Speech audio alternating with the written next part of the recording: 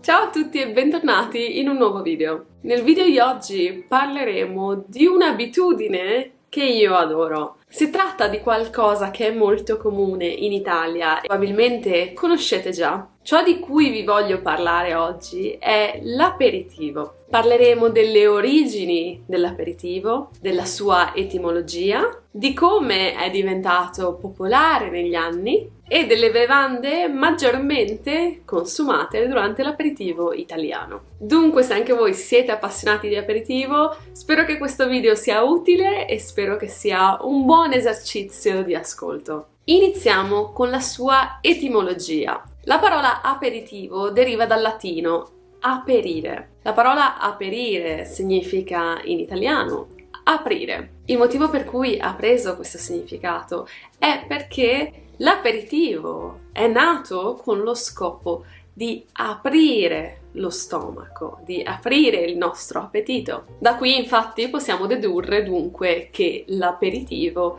è qualcosa che noi consumiamo prima di un pasto, solitamente prima della cena. Le primissime origini dell'aperitivo risalgono al V secolo a.C., dove i medici, nello specifico il medico greco Ippocrate, inventò una bevanda aromatizzata con erbe, fiori ed assenzio, con lo scopo di curare i pazienti che soffrivano di mancanza di appetito. Anche se le vere origini dell'aperitivo risalgono al 1786, nella città di Torino. Torino infatti è dove nacque l'aperitivo. Nonostante tutto, oggigiorno, come saprete, l'aperitivo è comune dappertutto in Italia, nelle città grandi e nelle città piccole. Ciò che avveniva nel XVIII e nel XIX secolo, nelle varie caffetterie, era quello di servire il caffè accompagnati da un bicchiere di vermouth, oppure se non era di vermouth, di bitter. Spesso questo bicchiere di vermouth veniva a sua volta accompagnato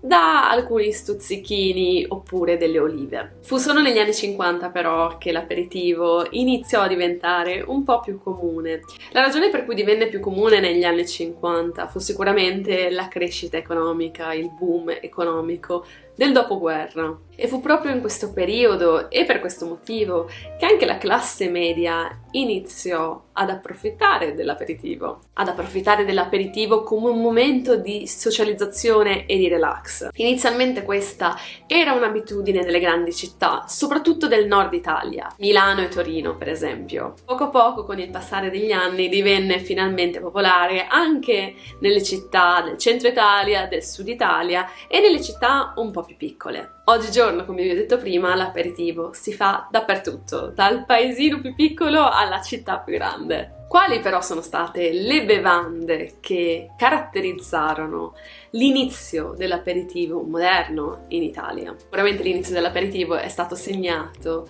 dall'amaro Ramazzotti, che è un amaro composto da 33 erbe, successivamente dal Martini bianco, che altro non è che un vermouth a base di moscato ed erbe aromatiche, successivamente il Campari, che io adoro, che è nato a Novara e anche questo è a base di erbe. Campari viene anche chiamato bitter, bitter che in tedesco ed in inglese significa appunto amaro. Ma parliamo dell'aperitivo moderno. L'aperitivo moderno si consuma all'incirca alle 6 del pomeriggio o in qualsiasi momento che va dalle 18 alle 20 all'incirca. L'aperitivo viene spesso accompagnato da stuzzichini. Stuzzichini sono piccole quantità di cibo. Possono essere delle patatine, possono essere delle noccioline, possono essere arachidi, olive, focaccette o pizzette. Tutto ovviamente in porzioni limitate o comunque con dimensioni abbastanza piccole. È molto raro che vi diano una pizza intera durante un aperitivo. A differenza del concetto dell'aperitivo negli altri paesi dell'Europa, in Italia, quando si fa l'aperitivo, il piatto degli stuzzichini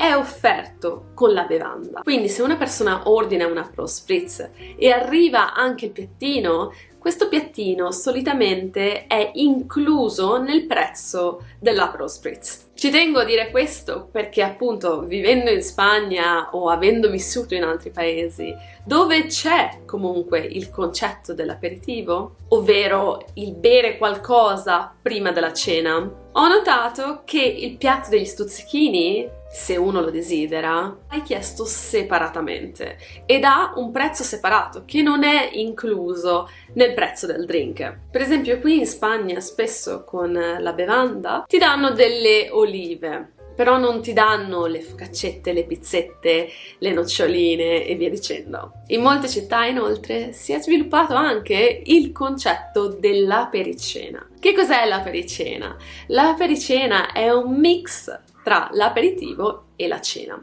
Cena è un po' più comune nelle città grandi come Milano, come Firenze, come Roma. Contrariamente all'aperitivo, la pericena serve un po' a sostituire la cena. Una maniera, per i giovani soprattutto, di cenare a dei prezzi un po' più ridotti, perché se si va al ristorante ovviamente il prezzo è differente rispetto alla pericena, è molto più elevato. Come si struttura la pericena? La pericena di solito è servito a buffet. Vedrete per esempio in molte città come Milano dei grandi buffet di cibo con pasta, carne, antipasti. Voi potete prendere la quantità che più desiderate da questi buffet. Solitamente c'è un prezzo fisso, dunque non si paga un prezzo per il bicchiere di vino o per la birra o per il cocktail. Si paga una cifra unica per ciascuna di queste bevande e questo includerà anche il buffet. Quindi se prendete la birra in uno di questi posti non pagherete il prezzo della birra, pagherete 10 o 15 euro, ma avrete la possibilità di consumare ciò che preferite dal buffet. Questo è diverso dall'aperitivo dove se voi ordinate la birra pagate il prezzo della birra, dunque 4 o 5 euro, però non avrete accesso ad un buffet bensì a un piattino di stuzzichini. Questa è la differenza tra l'aperitivo e la pericena. Infine passiamo alle bevande più comuni per l'aperitivo.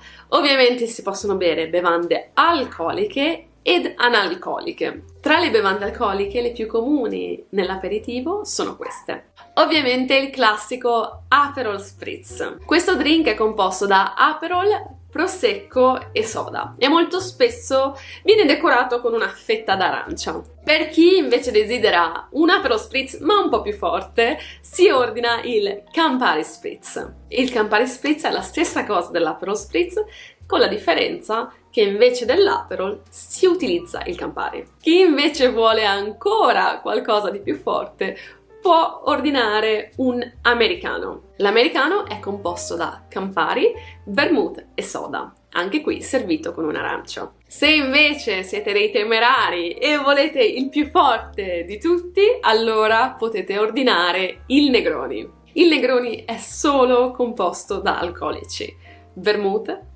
gin e Campari. Anche qui servito con una fettina d'arancia. Il Negroni esiste anche nella versione sbagliata, ovvero il Negroni sbagliato. La differenza però del Negroni sbagliato con il Negroni è che invece del gin si utilizza lo spumante. Passiamo successivamente al Martini, che è una bevanda composta da gin e vermouth. Spesso viene decorato con delle olive o con del limone. Un'altra bevanda tipica dell'aperitivo è il Bellini. Il Bellini è composto da prosecco e purea di pesca e viene spesso servito in una coppetta. Altra bevanda famosa per l'aperitivo a base di prosecco è l'Ugo. L'Ugo è composto da prosecco, sciroppo di sambuco, acqua frizzante e foglie di menta. È una bevanda molto rinfrescante, un po' più comune infatti durante la stagione estiva. Io personalmente sono un amante del Campari Spritz, dell'americano. Ovviamente se preferite il classico bicchiere di vino, bianco o rosso,